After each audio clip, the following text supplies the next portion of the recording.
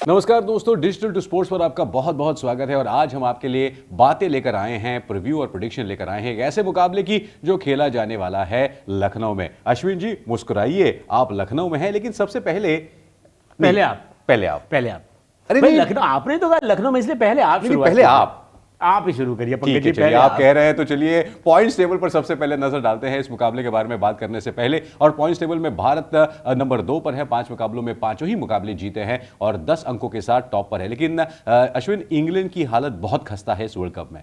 Absolutely, England से उम्मीद नहीं थी, डिफेंडिंग चैंपियन थे, फेवरेट एज ए फेवरेट आए थे इस वर्ल्ड कप में, लेकिन मैं कहूँगा बहुत ही दयनीय प्रदर्शन। 5 मैच 1 जीते हैं, 4 उन्होंने अपने मैच हारे और नेट रन रेट भी बहुत खासा, मतलब -1.63 का है, जो आगे बहुत दर्द देगा। देखिए 9वें पायदान पर है वो, उनके पास अभी भी 4 मुकाबले बाकी है। चारों अगर वो जीत भी जाते हैं तो फिर भी उनका टॉप 4 में आना बड़ा मुश्किल लग रहा है। और वहीं भारत की अगर बात करें तो मोर और लेस उन्होंने अपने आप के लिए एक सेमीफाइनल की एक स्थिति बना ली है। अब सिर्फ ये है कि 1, 2, 3, 4 क्या पोजीशन होगी वो देखना है।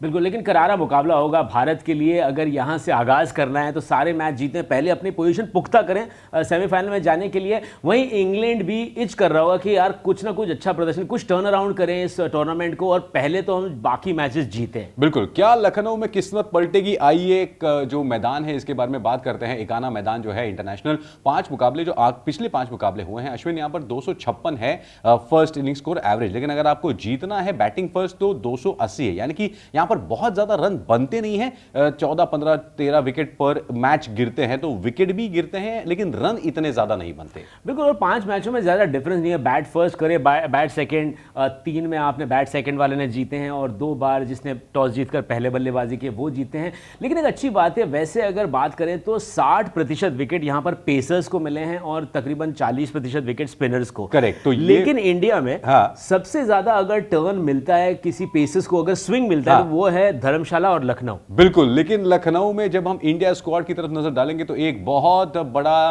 प्रॉब्लम, एक बहुत बड़ी दिक्कत आ गई है कि मतलब चलिए लाइन से चलते हैं। रोहित शर्मा, विराट कोहली, सूर्य कुमार यादव, श्रेयस अय्यर, शुभमन गिल, ईशान किशन, केएल राहुल, कोई प्रॉब्लम नहीं। लेकिन Hardik Pandya will not be available at Lucknow. न केवल वो इस मैच में अवेलेबल है, लेकिन साथ ही में आने वाले श्रीलंका और दक्षिण अफ्रीका के लिए जो मुकाबले होने हैं इनके लिए अवेलेबल नहीं है। यहां पर मोहम्मद शमी का एक बहुत अच्छा पैतरा इस्तेमाल किया गया शार्दुल ठाकुर की जगह और वो धर्मशाला में काम कर गया।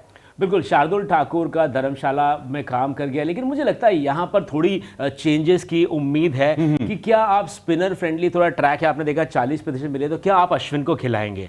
लेकिन अश्विन को खिलाएंगे तो क्या शमी को ड्रॉप करेंगे? शमी को ड्रॉप करना मुश्किल है क्योंकि पिछले मैच में 5 विकेट निकाले हैं। तो मुझे लगता है एक चेंज ऐसे हो सकता है कि अब 5 मैच मोहम्मद सिराज ने खेले हैं, आप उनको रेस्ट दीजिए और उनकी जगह आप खिलाइए अश्विन को, और अश्विन आएंगे और शमी और बुमराह तो है ही वहां पर। नॉट अ बैड आइडिया, लेकिन दिक्कत ये है कि अगर आप सिराज को निकालते हैं तो जो 3 पेसर्स का जो कॉम्बिनेशन है ना वो नहीं बन पाता क्योंकि हार्दिक पांड्या नहीं है। हालांकि हमने ये भी सुना है कि विराट कोहली और बाकी सारे जो लोग हैं वो बॉलिंग की प्रैक्टिस कर रहे हैं अगर थोड़ा पार्ट टाइम करना पड़े तो। लेकिन ये है भारत के टॉप रन गेटर्स इस टूर्नामेंट में, जो टॉप 5 है। हालांकि एक अगर देखें तो विराट और रोहित, इनमें उसके बाद तीनों में काफी अंतर है, बहुत डिफरेंस है, क्योंकि केएल राहुल 177 में, विराट 354 रन अब तक बनाए 5 मैचेस में, रोहित ने 311 बनाए 5 इनिंग में, लेकिन केएल राहुल ने 1 इनिंग कम खेली, 177 बनाए। श्रेयस अय्यर मैं कहूंगा प्रभावित नहीं किया है, मौके बहुत मिले लेकिन 2-3 मौके में तो उन्होंने अपना विकेट फेंका है। क्या कल मौका है उनके पास एक वापस अपनी सुदृढ़ता बनाने का? शुभमन गिल से भी भारतीय फैंस को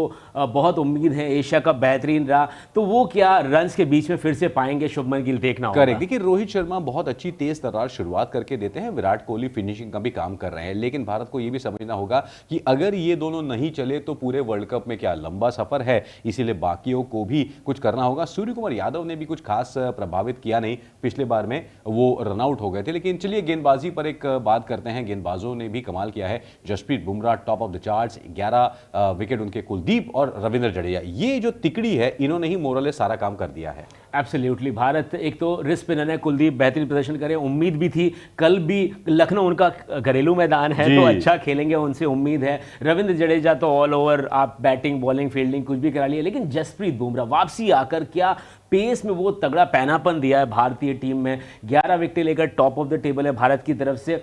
लेकिन अब यहाँ पर है मोहम्मद शमी, सिराज, या अश्विन, ये तीन में थोड़ा सा मेरे को लगता है सरदर्द होगा रोहित शर्मा और राहुल को। बिल्कुल, सरदर्द की अगर बात करें तो इंग्लैंड के खेमे में ऐसा सरदर्द फैला है, ऐसा सरदर्द फैला है कि जानो कुछ हो ही नहीं रहा है। ना बटलर चल रहे हैं, ना जो रूट चल रहे हैं, हैरी ब्रूक का कुछ हो नहीं रहा है, बेयरस्टो पता नहीं क्या कर रहे हैं, डेविड विली ने ठीक ठाक किया है तो मोइन अली कुछ नहीं कर पा रहे हैं, क्रिस वोक से कुछ हो नहीं पा रहा है और बेन स्टोक्स का स्ट्रगल जारी है, लिविंगस्टन का क्या करे।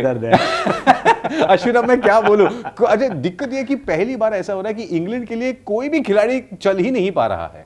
बिल्कुल, इतने ही सरदर्द तो मॉट साहब के पास भी होगा, उनके जो कोच हैं बिल्कुल सही कह रहे हैं, क्योंकि दिक्कत तो है यहाँ पर मैथ्यू मॉट और कप्तान के लिए किया क्या जाए। मतलब हर तरह के चेंजेस कर लिए, हैरी ब्रूक को पिछले मैच में नहीं खिलाया, बेन स्टोक्स की वापसी हुई, लेकिन मुझे लगता है कि निक की कमी है। मतलब एक फॉर्म में आने के लिए देखो खिलाड़ी अच्छे हैं लेकिन बात नहीं बन रही है, वो शायद कल दिन लखनऊ में ना आए। क्या डेविड मलान की अगुवाई में, क्योंकि अगर रनों की बात करें तो वो नंबर 1 पर है और डेविड मलान ने 220 रन बनाए हैं, जो रूट हैरी ब्रूक ने ठीक ठाक किया, लेकिन देखिए ये रन जो है 5 पारियों में आपको वर्ल्ड कप जिताने का तो छोड़ो, सेमीफाइनल में भी आपको आगे नहीं ले जा पाएंगे। मतलब वो आपको टोल नाके पर ही रोक देंगे। वही होता हुआ, क्योंकि अब 5 मैचें हमने देखे उनके, उसमें से 1 मैच जीते, 4 मुकाबले हारे, क्योंकि बैटिंग चली नहीं है, बिल्कुल नहीं चली। बॉलिंग तो प्रॉब्लम थी, बैटिंग जो बहुत ही सॉलिड थी, एकदम अटैकिंग थी बैटिंग, वहां पर मात खा गई मुझे लग रहा है इंग्लैंड की टीम।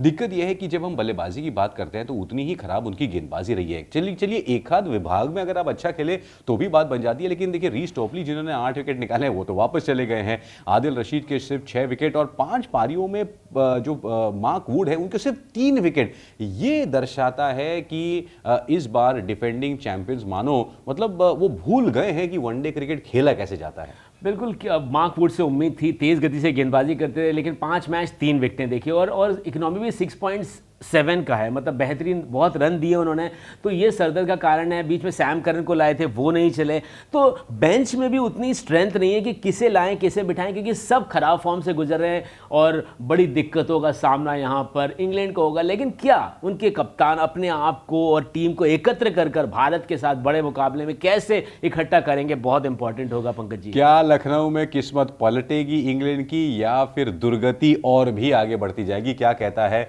आपका क्रिकेट का ज्ञान, इंग्लैंड या भारत? देखिए, मुझे लगता है कि यहाँ पर भारत का पलड़ा भारी है। भारतीय कंडीशन, स्पिनर फ्रेंडली, कुलदीप हैं वहाँ पर, बैटिंग भी सॉलिड लग रही है और इंग्लैंड को मोमेंटम में आने के लिए मुझे लगता है बहुत ज़्यादा मनोबल एकत्र करना होगा मैच में भारत को हराने के लिए, बिकॉज सॉलिड टीम है भारत। 5 मैच खेले, 5 जीते हैं, हराना मुश्किल होगा। बिल्कुल, अश्विन का कहना है इंडिया जीतेगा। मुझे भी लगता है कि इंडिया का पलड़ा भारी है। आपको क्या लगता है बताइए, इस वीडियो के नीचे कॉमेंट कीजिएगा, बताइए क्या होगा और ज़रूर इस वीडियो को लाइक, शेयर और हमारे डिजिटल टू स्पोर्ट्स को, इस चैनल को सब्सक्राइब भी कीजिएगा। बहुत बहुत धन्यवाद दोस्तों इस प्रीव्यू और प्रेडिक्शन में जुड़ने के लिए। यूं ही बने रहिएगा इस पूरे वर्ल्ड कप में, only on digital two sports.